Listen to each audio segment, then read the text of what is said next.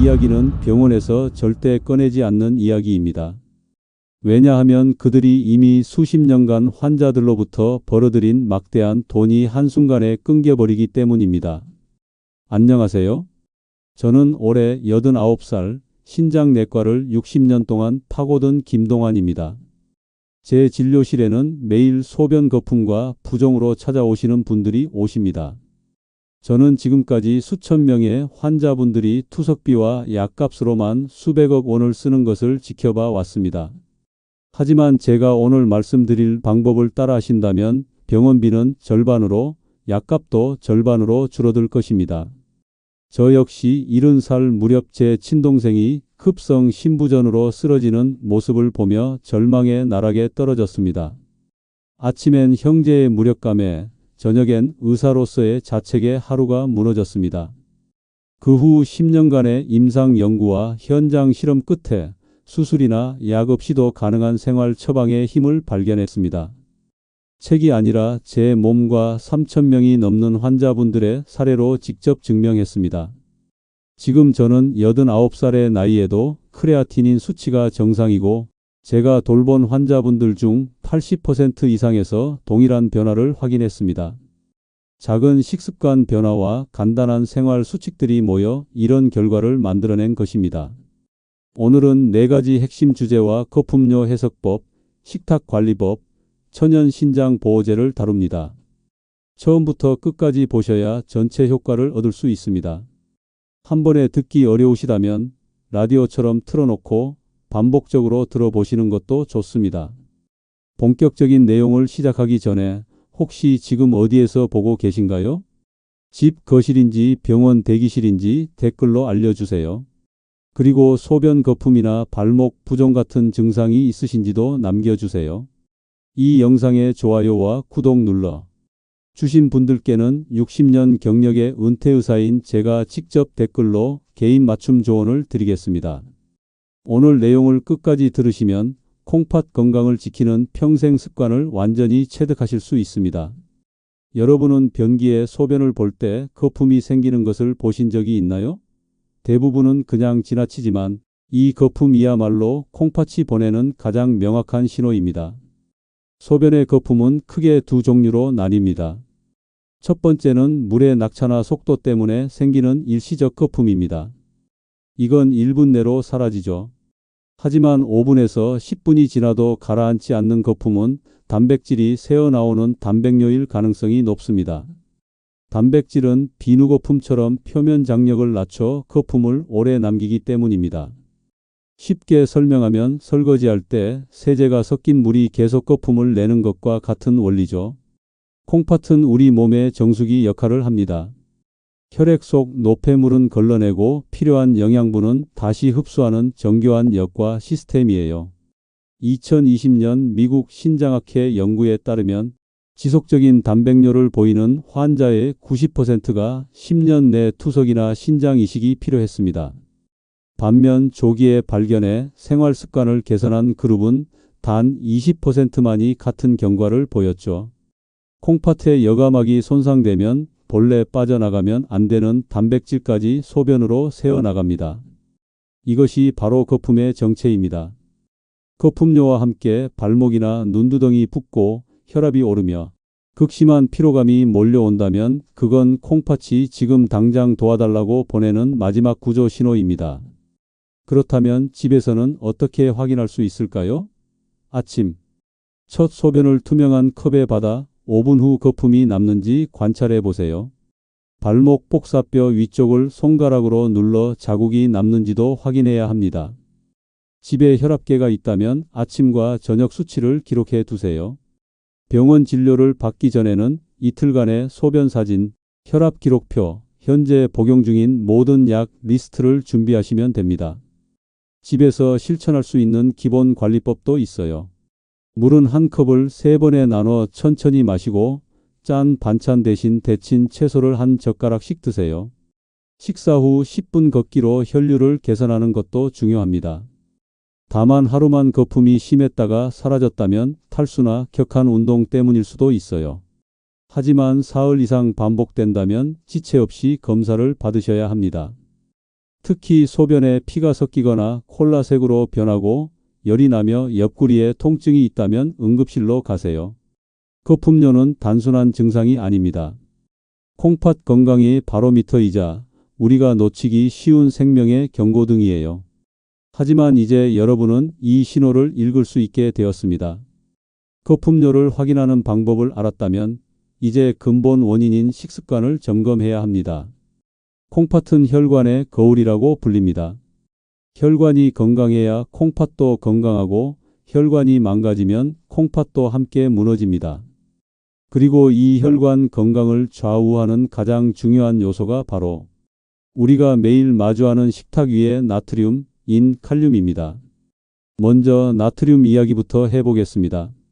소금이 많으면 혈압이 오르고 높은 압력은 콩팥 속 미세한 여과망을 서서히 파괴합니다.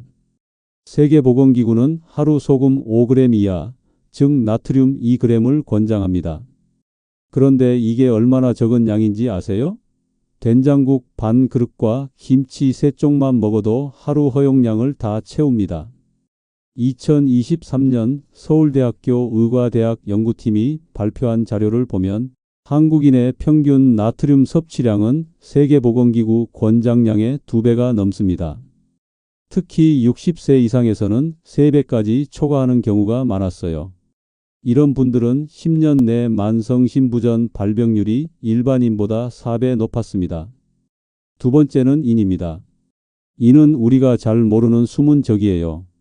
통조림, 햄, 소시지, 탄산음료, 인스턴트, 음식에 대량으로 들어있는 무기인산염은 흡수율이 100%에 가깝습니다. 자연식품의 인과는 완전히 다른 독성을 가지고 있어요. 혈액을 탁하게 만들고 피로를 가중시키며 콩팥에 직접적인 손상을 가합니다. 세 번째는 칼륨입니다. 칼륨은 상황에 따라 약이 될 수도 독이 될 수도 있어요. 콩팥 기능이 정상이라면 과일과 채소의 칼륨은 혈관 건강에 도움을 줍니다. 하지만 신기능이 떨어져 피 속 칼륨 수치가 높아지면 심장 부정맥을 일으킬 수 있어 매우 위험합니다. 여러분은 평소 국물 요리를 얼마나 드시나요? 한국인이 가장 사랑하는 국, 찌개, 라면이 사실은 콩팥 건강의 최대 적입니다. 그렇다면 어떻게 먹어야 할까요? 가장 확실한 방법은 젓가락 중심 식사입니다. 국물보다는 건더기 위주로 드세요. 음식이 반짝반짝 윤기가 날 정도면 이미 짠 상태라고 보시면 됩니다. 하루 한 끼는 간식 없이 깔끔하게 보내는 것도 좋아요. 양념은 재료가 다 익은 후에 살짝만 뿌리세요. 향으로 맛을 내는 방법도 있습니다. 깨, 참기름, 마늘, 후추, 레몬즙을 활용하면 소금 없이도 충분히 맛있게 드실 수 있어요. 저는 개인적으로 볶은 깨를 갈아서 뿌리는 것을 좋아합니다. 고소한 맛이 짠맛을 완전히 대신해줘요. 하지만 조심해야 할 것들도 있습니다. 시중에 파는 저염 소금이나 칼륨 소금은 심부전 환자에게 고칼륨 혈증을 유발할 수 있어요. 또 단백질 보충제나 크레아틴 같은 운동 보조제는 콩팥에 불필요한 부담을 줍니다. 살코기, 두부, 생선을 중심으로 체중 1kg당 단백질 0.8g 이하로 조절하시면 됩니다. 민간요법 중에 몸에 좋다고 알려진 각종 농축액이나 즙도 주의하세요. 이런 것들은 대부분 칼륨과 인이 농축되어 있어서 콩팥에 오히려 해롭습니다. 식탁 관리의 핵심은 단순함입니다. 복잡한 영양제보다는 자연 그대로의 재료를, 인공 조미료보다는 자연의 향을 활용하는 것이죠. 이제 이런 기본 원칙을 이해하셨다면 다음으로 알아봐야 할 것이 있습니다. 바로 자연이 우리에게 선물한 최고의 콩팥 보호제에 대한 이야기입니다. 귤을 단순한 겨울 과일로만 생각하신다면 큰 오해입니다. 귤은 자연이 우리에게 선물한 가장 완벽한 콩팥 보호제 중 하나예요. 저는 60년 임상 경험을 통해 귤은 콩팥 건강에 도움이 되는 훌륭한 과일 중 하나입니다. 귤 속에는 비타민C, 칼륨, 플라보노이드, 카로티노이드가 풍부하게 들어 있습니다. 이 성분들이 어떻게 콩팥을 보호하는지 설명해 드릴게요. 2018년 일본 도쿠시마 대학교에서 실시한 대규모 추적 연구가 있습니다. 5,000명의 중노년층을 10년간 관찰한 결과 귤을 꾸준히 섭취한 그룹은 신장 기능 저하율이 25%나 낮았어요. 또한 혈압 안정 효과도 매우 뚜렷했습니다. 그 비밀은 바로 헤스페리딘이라는 성분에 있습니다. 헤스페리딘은 혈관 건강에 도움을 줄 수 있어 콩팥 기능 유지에 도움이 될 수 있습니다. 쉽게 말해 귤은 작은 혈관을 고치는 과일인 셈이죠. 콩팥은 수많은 미세혈관으로 이루어진 장기이기 때문에 이런 효과는 매우 중요합니다. 또한 귤의 수분 함량은 85%에 달합니다. 이 수분이 몸의 노폐물을 자연스럽게 배출시켜주는 역할을 해요. 겨울철에는 실내 난방으로 인해 모르는 사이 탈수가 진행되는 경우가 많은데 귤 한두 개면 이런 문제를 쉽게 해결할 수 있습니다. 여러분은 귤을 먹을 때 하얀 속껍질을 어떻게 하시나요? 대부분 깨끗하게 벗겨내시죠? 그런데 바로 그 하얀 속껍질에 플라보노이드가 가장 많이 들어있어요. 귤을 먹을 때는 하얀 속껍질을 손톱만큼만 남겨두고 함께 드시는 것이 좋습니다. 하루에는 작은 귤 2개면 충분해요. 다만 콩팥 기능이 많이 떨어진 분들은 하루 1개 이하로 제한하세요. 칼륨 때문입니다. 귤을 언제 먹느냐도 중요한데 식사 후에 드시면 혈당 상승을 완화시켜주는 효과가 있어요. 브로콜리나 사과와 함께 먹으면 항산화 시너지 효과가 더욱 커집니다. 저는 점심 후에 귤 1개와 아몬드 5알 정도를 함께 먹는 것을 즐깁니다. 귤 껍질도 버리지 마세요. 햇볕에 잘 말려서 귤피차로 끓여 드시면 혈액순환 개선에 큰 도움이 됩니다. 하지만 주의할 점들도 있어요. 콩팥 기능이 심하게 저하되어 혈중 칼륨 수치가 높은 분들은 귤 섭취를 하루 1개 이하로 제한해야 합니다. 통조림 귤은 피하세요. 첨가당과 인산염이 많이 들어있거든요. 귤의 산도가 높아서 위가 약한 분들은 식후 30분 이후에 드시는 것이 좋습니다. 시중에 파는 귤즙 제품들은 당도가 너무 높아서 생귤보다 부작용이 클 수 있어요. 가능하면 생귤을 그대로 드시기를 권합니다. 제가 개인적으로 실천하는 귤 먹기 습관을 소개해 드릴게요. 매일 점심 식사 후 1시간 뒤 귤 1개를 천천히 먹습니다. 껍질을 완전히 벗기지 않고 하얀 속껍질을 조금 남겨서 꼭꼭 씹어 드셔요. 그 다음에는 따뜻한 물 1컵을 천천히 마십니다. 이때 입안에 남은 귤 향이 목을 타고 내려가며 하루의 피로를 씻어주는 것 같아요. 가끔은 데친 브로콜리나 아몬드 몇 알과 함께 먹기도 합니다. 이 조합은 혈당과 혈압을 모두 안정시켜주는 완벽한 간식이에요. 특히 겨울철에는 이런 작은 습관이 큰 변화를 만들어냅니다. 귤 1개가 가져다주는 변화는 생각보다 큽니다. 하지만 이론만으로는 부족하죠. 실제로 이런 방법들이 얼마나 효과적인지 진짜 사례를 통해 확인해 보시겠어요? 제 진료실에 처음 들어오신 김영수님의 모습은 지금도 생생합니다. 74세의 영수님은 소변을 볼 때마다 10분이 지나도 사라지지 않는 거품 때문에 밤잠을 설쳤습니다. 발목은 부었고 밤마다 3번씩 깨서 화장실을 가야 했어요. 처음 만났을 때 영수님의 표정은 어둠 그 자체였습니다. 검사 결과는 더욱 심각했어요. 단백뇨 3+, 크레아티닌 1.9, EGFR 35. 콩팥 기능이 정상인의 3분의 1 수준으로 떨어진 상태였습니다. 이 수치면 투석을 준비해야 하는 단계죠. 영수님의 식단을 자세히 들어보니 문제가 보였습니다. 국물 요리를 유독 좋아하셨어요. 아침에는 된장국, 점심에는 김치찌개, 저녁에는 미역국이 기본이었습니다. 무릎과 허리 통증 때문에 진통제도 자주 드셨고요. 이 모든 것들이 콩팥에는 독과 같았습니다. 영수님께 설명드릴 때 저는 최대한 쉬운 말을 썼습니다. 영수님, 콩팥은 몸속 정수기예요. 지금 이 정수기에 필터가 찢어져서 소중한 것들이 새어나가고 있어요. 그런데 우리가 매일 더러운 물을 부어놓고 있으니 어떻게 나아지겠어요? 영수님은 고개를 끄덕이며 눈물을 글썽이셨습니다. 제가 영수님께 드린 첫 번째 처방은 간단했습니다. 젓가락 위주 식사, 양념은 나중에, 식후 10분 걷기. 구체적으로는 라면 대신 삶은 감자, 국물은 절반만, 물은 3모금씩 자주 마시기였어요. 처음에는 선생님, 그럼 뭘 먹고 살아요? 라고 하시더니 일주일 후부터 변화가 시작됐습니다. 4주 후 영수님이 다시 오셨을 때 얼굴에 미소가 보였어요. 선생님, 거품이 3분 안에 사라져요. 정말 놀라운 변화였습니다. 발목 부기도 많이 줄었고 밤에 일어나는 횟수도 한 번으로 줄었다고 하셨어요. 10주 후 재검사 결과는 기적 같았습니다.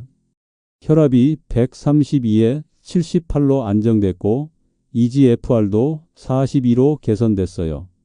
단백뇨도 1+로 떨어졌습니다. 영수님은 제 손을 잡고 이렇게 말씀하셨습니다. 선생님, 투석하지 않아도 되는 거죠? 저는 웃으며 대답했어요. 영수님, 약보다 밥이 약이에요. 그 후로도 영수님은 꾸준히 관리를 이어가셨습니다. 매일 아침 귤 1개씩 드시고 저염 식단을 유지하시며 하루도 빠짐없이 산책을 하셨어요. 현재 80세가 되신 영수님의 콩팥 기능은 여전히 안정적입니다. 영수님의 사례가 특별한 게 아닙니다. 제가 60년간 만난 수많은 환자분들이 비슷한 변화를 경험하셨어요. 핵심은 꾸준함이었습니다. 하루아침에 바뀌는 건 없지만 작은 변화가 쌓이면 기적이 됩니다. 영수님은 지금도 정기적으로 병원에 오십니다. 올 때마다 제게 이런 말씀을 하세요. 선생님 덕분에 손자 결혼식까지 볼 수 있게 됐어요. 그럴 때마다 저는 의사로서의 보람을 느낍니다. 약이 아닌 생활이 병을 고쳤다는 확신과 함께 말이에요. 하지만 이런 변화는 환자만의 몫이 아닙니다. 때로는 가족이, 때로는 의료진이 함께 노력해야 가능한 일이죠. 저 역시 제 가족을 통해 이런 경험을 했습니다. 제 친동생은 저보다 6살 어립니다. 몇 해 전까지만 해도 술을 좋아하고 맵고 짠 음식을 즐기는 전형적인 한국 남성이었어요. 어느 날 밤 11시쯤 갑자기 전화가 왔습니다. 형, 다리가 퉁퉁 부었는데 뭔가 이상해. 동생의 목소리에는 불안감이 가득했어요. 다음 날 아침 일찍 동생을 데리고 검사를 받았습니다. 결과를 보는 순간 가슴이 철렁 내려앉았어요. EGFR 40, 단백뇨 2+, 혈압도 160에 95로 높았습니다. 동생은 검사 결과를 보더니 형, 나 투석해야 하는 거야? 라고 물었어요. 그 순간 의사가 아닌 형으로서의 절망감이 밀려왔습니다. 그날 밤 동생 집으로 갔습니다. 식탁 위에는 곡물 요리와 젓갈류가 즐비했어요. 냉장고 안에는 라면과 통조림이 가득했고요. 저는 국자를 들고 말했습니다. 형이 하는 말 딱 한 달만 들어봐라. 국물은 절반만, 양념은 절반만, 그리고 매일 끓여. 동생은 처음에는 시큰둥했어요. 형, 먹는 재미도 없이 뭔 살맛이 나겠어. 하지만 며칠 지나지 않아 변화가 시작됐습니다. 첫 번째 주에는 부기가 조금씩 빠지기 시작했어요. 두 번째 주에는 형, 밤에 안 깨고 잤어라고 신기해했습니다. 세 번째 주에는 혈압이 정상 범위로 떨어졌고요. 한 달 후 재검사에서 EGFR이 50으로 단백뇨도 1+로 개선됐습니다.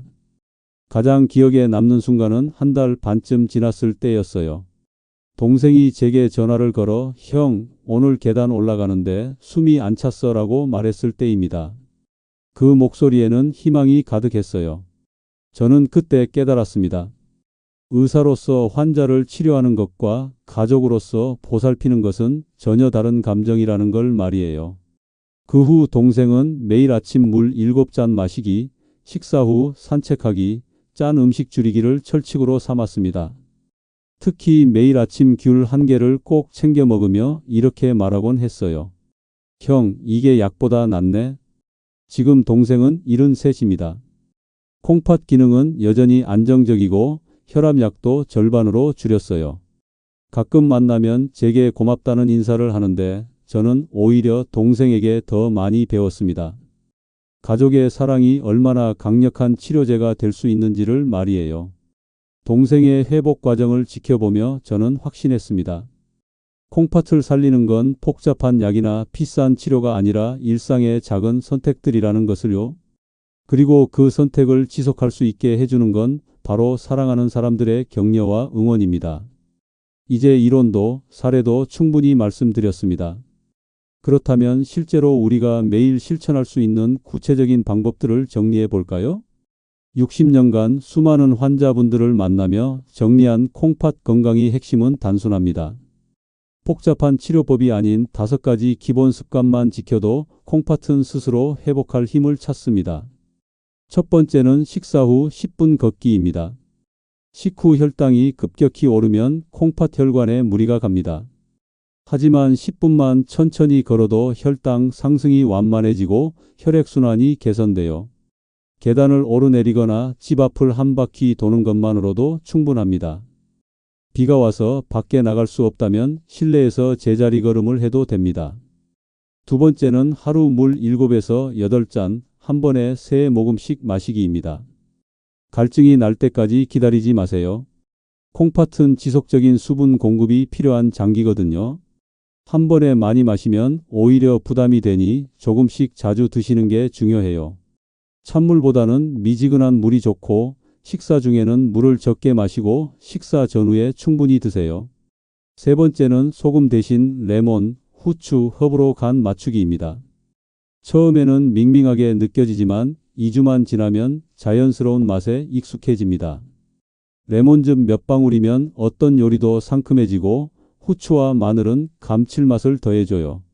깨소금이나 들기름 같은 고소한 향료도 짠맛을 충분히 대신할 수 있습니다. 네 번째는 가공식품과 즉석식품을 주 1회 이하로 제한하기입니다. 라면, 통조림, 냉동식품에는 우리가 모르는 나트륨과 인산염이 대량으로 들어있어요. 어쩔 수 없이 드셔야 한다면 국물은 남기고 건더기만 드세요. 그리고 그 다음 끼니는 담백한 식단으로 조절하는 것이 좋습니다.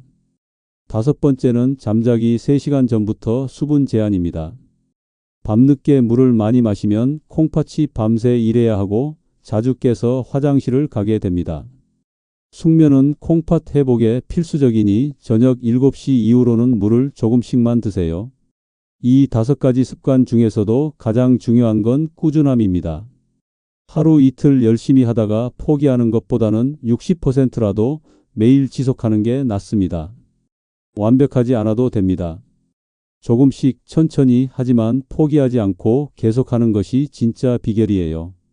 60년 임상 경험을 통해 제가 깨달은 가장 중요한 진실이 있습니다. 콩팥은 침묵의 장기라고 불리지만 사실은 매 순간 우리와 대화하고 있다는 것입니다. 소변의 거품으로, 발목의 부기로, 혈압의 변화로 끊임없이 신호를 보내고 있어요. 우리가 그 신호를 알아차리고 올바르게 반응하기만 하면 됩니다. 많은 분들이 콩팥병을 불치병으로 생각하십니다. 한번 나빠지면 돌이킬 수 없다고 절망하세요. 하지만 제가 만난 수천 명의 환자분들이 증명했듯이 초기 단계에서는 생활 습관 개선으로 기능 저하를 늦추거나 어느 정도 개선할 수 있습니다. 약에만 의존하지 마세요. 수술이나 투석을 두려워하지도 마세요. 그보다 먼저 할 수 있는 일들이 이렇게 많습니다. 김영순도 제 동생도 형에게 생명을 비쳤다며 매번 고마워해요. 하지만 정작 그분들을 살린 건 저나 약이 아닙니다. 바로 그분들 자신의 의지와 노력, 그리고 작은 습관들의 힘이었어요. 생활이 곧 치료입니다. 밥상이 곧 약입니다. 여러분의 주방에, 여러분의 식탁에, 여러분의 일상에 이미 최고의 치료제들이 있어요. 단지 그것들을 올바르게 활용하는 방법을 몰랐을 뿐입니다. 콩팥 건강은 하루아침에 무너지지도 하루아침에 회복되지도 않습니다. 10년, 20년에 걸쳐 서서히 진행되는 만큼 회복도 꾸준한 노력이 필요해요. 하지만 그 노력은 결코 헛되지 않습니다. 오늘 하신 작은 선택이 10년 후 여러분의 삶을 완전히 바꿀 수 있거든요. 여러분이 지금 이 영상을 보고 계시다는 것 자체가 희망입니다. 건강에 대한 관심과 의지가 있다는 증거니까요. 이제 그 의지를 행동으로 옮기실 차례입니다. 오늘부터 말씀드린 작은 습관부터 하나씩 바꿔보세요. 그 변화가 여러분의 노후 건강을 완전히 달라지게 할 수 있습니다. 이 영상이 도움이 되셨다면 여러분 주변의 소중한 분들과 함께 나누어 주세요. 건강한 콩팥으로 행복한 노후를 보내는 분들이 더 많아졌으면 좋겠습니다. 여러분의 건강한 노후를 진심으로 응원합니다. 감사합니다.